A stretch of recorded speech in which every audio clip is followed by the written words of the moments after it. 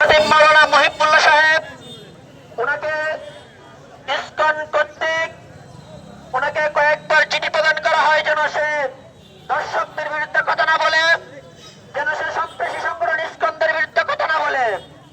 সেই অপরাধে আমার ভাইকে তারা 3 দিন পর্যন্ত গুম রেখে পঞ্চগড়ে এক জায়গায় উলঙ্গ অবস্থায় রেখে যায়।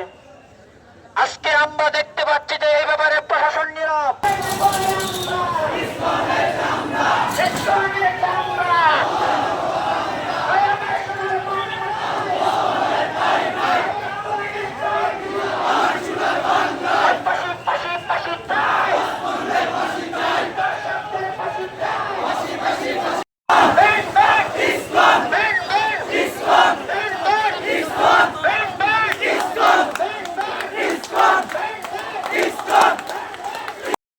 যদি 24 ঘন্টা যদি নিষিদ্ধ না করা হয়, বাংলাদেশের পরিবেশ ঠিক রাখতে পারবেন না।